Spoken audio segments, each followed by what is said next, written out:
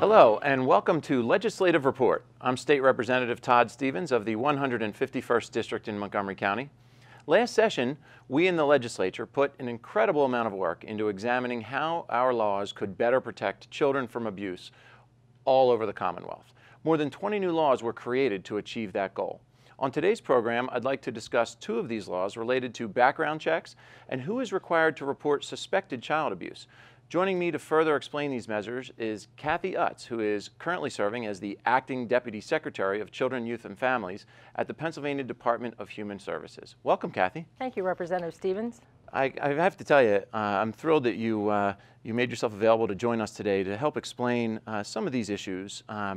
As you know, we enacted so many comprehensive reforms to our child abuse protection laws last session, and there's been a lot of interest and discussion about two in particular, and those are the two that I'd like to speak with you about today. So just in general, could you talk to us about the new requirements in place for people who work or volunteer with children in Pennsylvania? Absolutely. So I think that the laws that you referenced really focused on making sure that individuals who are volunteering with our children, if their volunteer work is integral to their role and on behalf of that association, and they have reasonable cause to suspect abuse, that they come forward and report that so that the child welfare system can make sure that those children are safe. But also, we want to make sure that if individuals are volunteering with children, that they actually are safe to do so as well. And so we would require that they get some additional background checks where in the past they may not have. That's terrific. Under the background check requirement, what types of volunteers will now need background checks? Sure. So by and large, it's adults. So I think that's the first thing that we really want to stress. It's adult volunteers who are working with children, and it's really those that are having direct contact.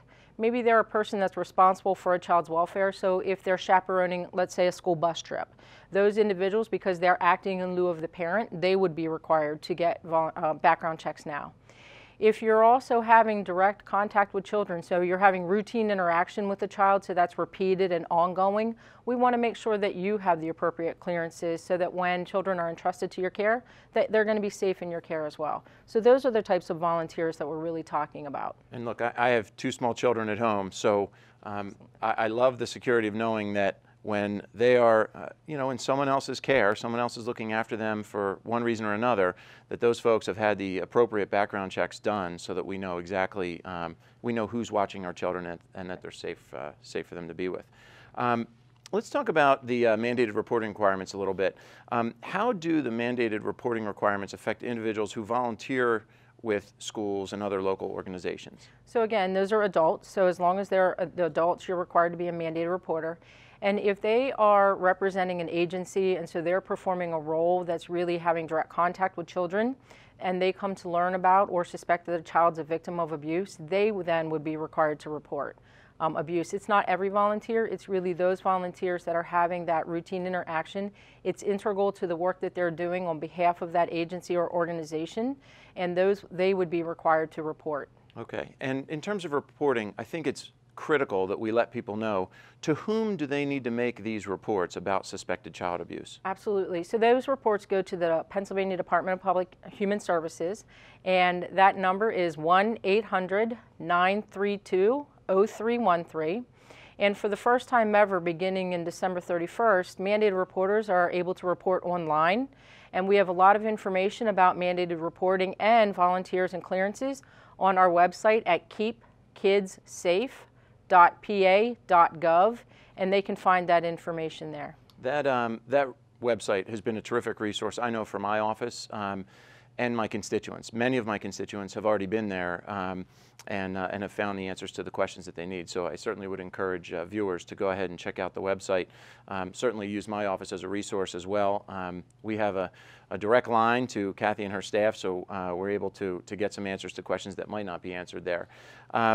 Just a couple other quick questions here. Volunteers that work with more than one organization. I'm sorry, let me back up before we even get to there. How does a volunteer or an employee that needs a background check go ahead and obtain one?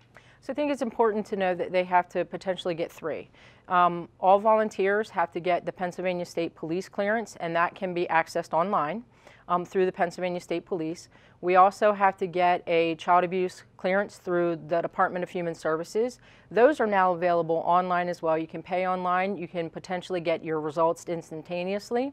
But you can also still apply for those through a paper-based process if you don't have access to a computer or other technology.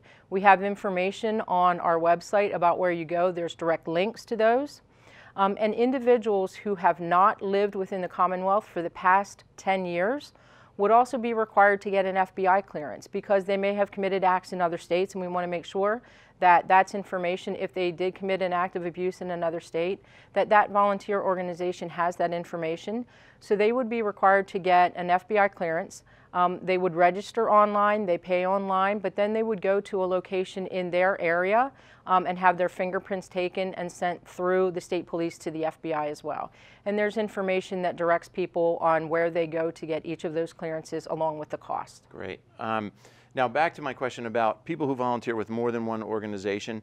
Can they transfer their background check, or do they need multiple background checks for every organization they're involved with? How does that work? They do not.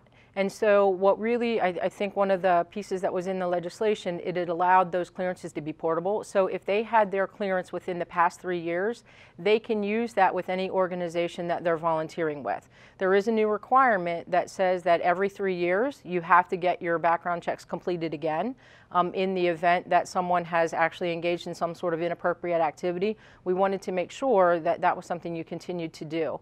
And so once they have those clearances, they can use them with any agency that they're volunteering with. That's great, and this has been terrific information. I appreciate this. I do just want to let the viewers know that there is a continued working group. You know, all these recommendations on these new laws that we passed were born of a task force that was created after the Jerry Sandusky abuse situation up in State College. So that task force made recommendations, and then a working group was formed to help really turn those recommendations into legislation and laws, and that working group still continues to meet as now we're in the implementation phase. And I do just want to personally thank you and your staff who have been available, accessible, including even here today with me, in helping us work through what can be some growing pains. I mean, this was a dramatic overhaul of our child protection system. So, Sure was. you know, look, we understand there are going to be some growing pains, but I think it's important for everyone to realize that as we move forward, we as the legislature are considering, you know, maybe some legislative tweaks if they're necessary. We understand nothing's perfect, and we're going to, you know, do everything we can to improve upon what we did last year.